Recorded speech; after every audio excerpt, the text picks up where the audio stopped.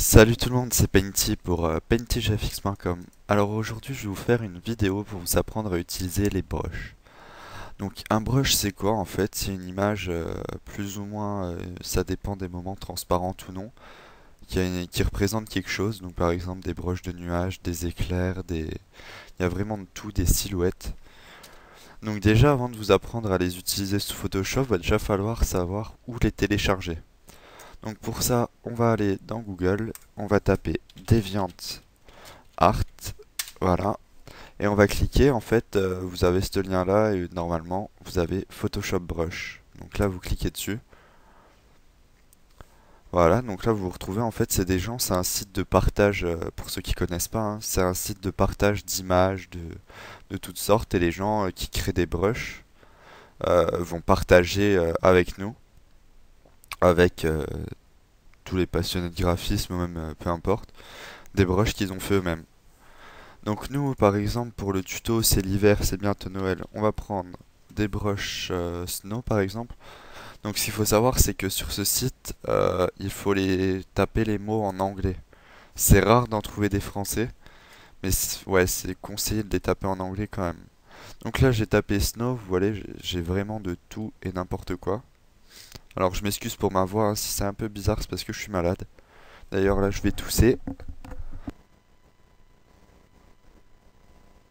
Voilà, pardon.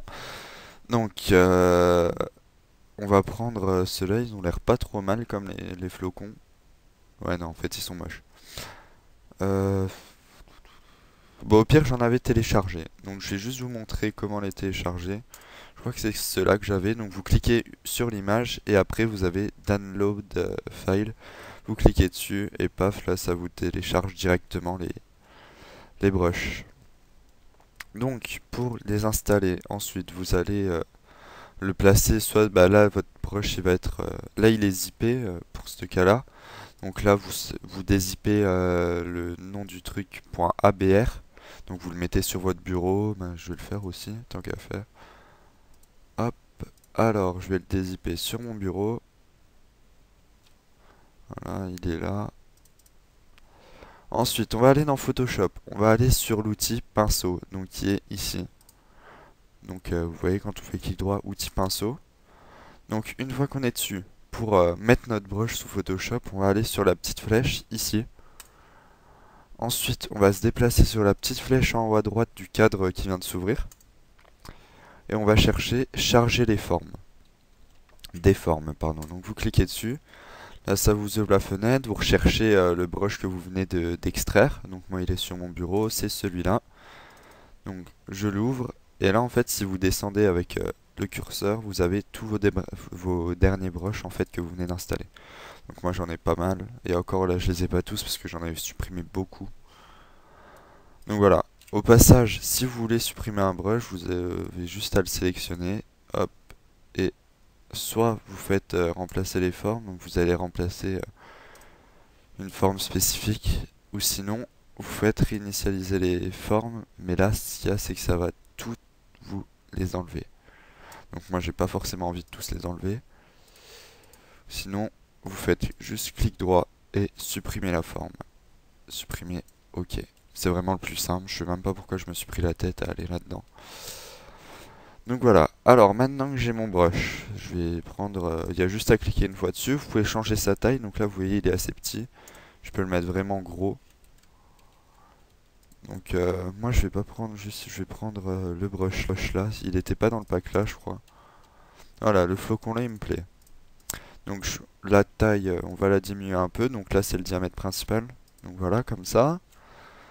Après, si vous voulez, à chaque fois, si vous voulez changer le diamètre ou changer de brush, plutôt que de devoir aller à chaque fois en haut à gauche là-bas, c'est tout simple, vous vous mettez sur votre création, vous avez juste à faire un clic droit, et là, hop, vous changez ce que vous voulez. Alors maintenant, je vais changer la couleur de mon brush. Pourquoi c'est comme ça? Pourquoi c'est comme ça? Voilà, sélecteur. Donc vous êtes là-dessus. Bon, moi, sachant que c'est de la neige, je vais mettre un bleu très clair. Voilà. Donc pour placer votre brush, vous avez juste à faire un clic gauche. Hop, hop, je le place n'importe où je veux. Donc pensez bien aussi, pas comme je fais là, à créer un nouveau calque à chaque brush que vous faites en fait. Bon là si je mets que des flocons comme ça par exemple je vais laisser un calque, après je vais changer de flocon, donc clic droit sur mon image, je vais prendre celui-là par exemple, hop, j'ai créé un nouveau calque, paf paf paf paf. Bon c'est moche hein, ce que je fais vraiment nimp. Par contre maintenez pas le clic gauche enfoncé parce que sinon en fait ça va dupliquer votre brush quoi, ça va faire un trait. Donc vous cliquez juste une fois, mince, voilà, vous cliquez juste une fois pour apparaître votre brush. Donc ensuite, ce qui est bien aussi avec les brushes, c'est qu'on va pouvoir créer un effet plus ou moins sympa. Donc on va supprimer nos gueules de calque.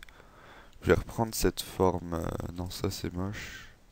Je vais reprendre la forme là par exemple. Hop, je vais la mettre assez petite. Et une fois qu'on a sélectionné notre pinceau, qu'on a notre couleur, on va faire F5.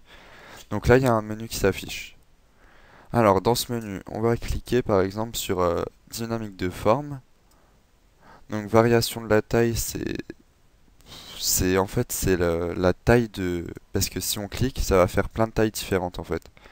Donc variation de la taille, moi je vais la mettre à 50%, donc elle va être entre 50 et 100% plus petite de ce qu'elle est déjà. Après diamètre minimal, ça pareil, c'est à vous de voir. C'est 10% par exemple. Ça c'est pour la largeur en fait de votre brush. Parce qu'en fait ça va générer aléatoirement ça. Plusieurs. Enfin, ça va répéter votre brush, mais de manière aléatoire, plus ou moins gros, tout ça. Donc là, on a coché dynamique de forme, maintenant on va cocher diffusion. Donc c'est là que vous voyez vraiment diffusion, soit vous faites un truc très serré, soit hyper écarté. Avec un nombre, bah ça pareil, c'est vous qui choisissez, c'est en fonction de l'intensité du brush que vous voulez, et tout dépend les brushes. Moi je vais le mettre à 4 par exemple. Hop. Et valeur numérique, je saurais pas vraiment vous expliquer parce que moi non plus j'ai pas trop compris, mis à part que ça a l'air serre ou pas. Donc soit vous le laissez à 0, moi c'est ce que je conseille. Ensuite vous pouvez mettre des textures, tout ça dans vos brushes, mais ça c'est optionnel. Donc moi j'en mets pas pour ma part. Après forme double, on n'en a pas besoin. Ça, en fait ça va vous permettre de mettre un brush dans un brush si vous voulez. En fait là si on sélectionne celui-là, ça va nous faire la forme d'un autre brush en, en faisant apparaître aléatoirement notre brush de, de flocons à l'intérieur. Donc ça pareil, moi j'en veux pas. Après dynamique de couleur, variation des teintes, tout ça. Donc bah ça en fait c'est pareil en fonction de ce que vous voulez faire. Donc là ça va être plus ou moins important. Vous voyez là ça part vers du violet, du vert, du bleu. Ça part un peu en freestyle. Donc moi ça je le veux pas non plus. Parce que je veux rester sur ma couleur de base. Donc après je peux mettre à peine si je veux faire un petit effet, 5% par exemple. On va le laisser quand même. Après variation de l'opacité, donc ça aussi c'est plus ou moins visible en fonction des images.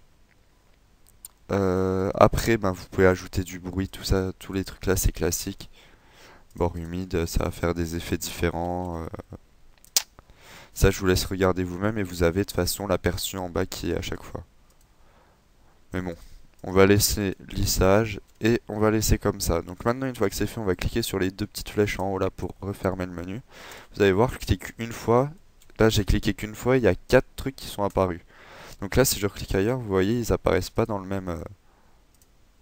Et là, en fait, je peux maintenir. Là, à ce moment-là, je peux maintenir le clic gauche enfoncé et me balader sur ma feuille. Enfin, sur ma feuille, sur mon image.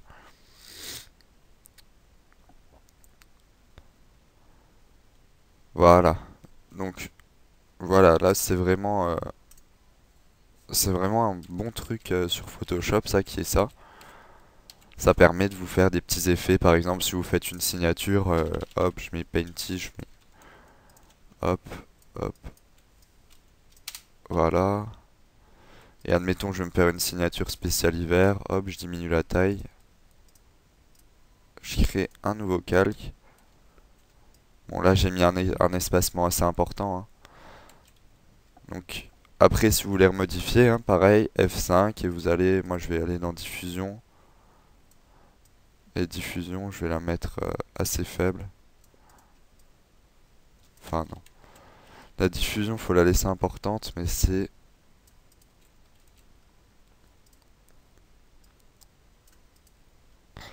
Voilà, c'est le nombre en fait qu'il faut diminuer pour... Non, bah non. Enfin bref, voilà. Après, de toute façon, si vous en avez là où vous voulez pas, vous allez juste vous placer sur votre calque, vous prenez le lasso polygonal et vous jartez ce que vous voulez pas. Donc ça, je le veux pas, admettons, et les deux là non plus. Voilà. Et puis voilà, vous pouvez vous faire des petites signatures. Mais ce qu'il y a, c'est qu'avec ça, avec ce système de F5, on peut aussi créer de la brume, enfin un effet de brume. Donc pour ça, je vais aller chercher un wallpaper. Ça, c'était pas prévu dans le tuto, mais vu que ça fait pas longtemps, je vais le faire. Oh, si, ça fait 10 minutes en fait. Mais je vous ferai un autre tuto, le prochain, je vais le faire tout de suite après là. Bon, il sera peut-être pas upload de suite, mais je vais vous le faire. En fait, ça va consister à créer de la brume grâce au brush. Un effet de brume grâce au brush de base que vous avez sous Photoshop, rien à télécharger. Donc voilà, j'espère que ce petit tuto vous aura plu. Si vous avez des questions ou quoi, n'hésitez pas dans les commentaires par MP. Et puis, je vous invite aussi à vous abonner à la chaîne parce que là, j'ai un abonné. Donc ça ferait vraiment plaisir que la chaîne elle prenne un peu d'ampleur, quoi. Donc voilà, je vous laisse. Je vous dis bonne soirée. Sortez couvert hein, parce qu'il fait froid. Et puis voilà. Allez, ciao tout le monde!